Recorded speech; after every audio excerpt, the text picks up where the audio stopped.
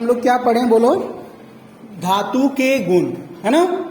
हमारे आसपास जितने भी पदार्थ होते हैं सबका गुण अलग अलग टाइप के होते हैं, है ना। तो उसी के आधार पर हम लोग पदार्थों को दो अलग अलग नाम से जानते हैं। एक को क्या बोलते हैं? धातु, और दूसरे को क्या बोलते हैं? अधातु।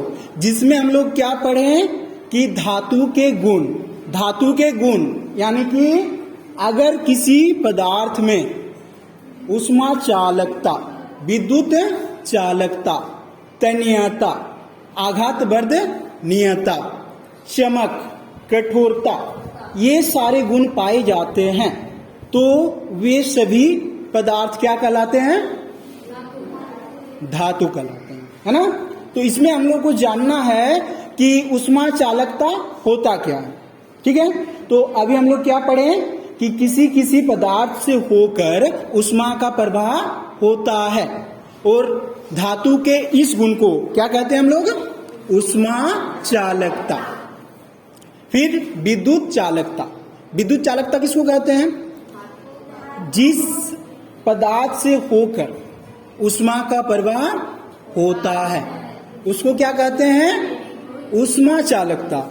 और जिस पदार्थ से होकर विद्युत का प्रवाह होता है उसको क्या कहते हैं? विद्युत चालकता, है ना।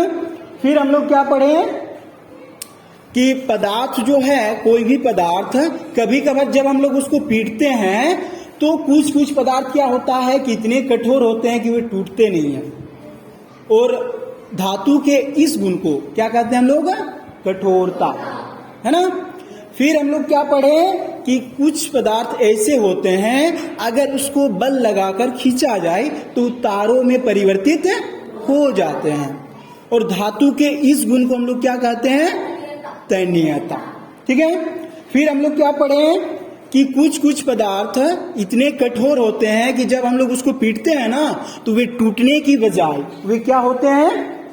चादरों में परिवर्तित हो जाते हैं, और धातु के इस गुण को हम लोग क्या कहते हैं?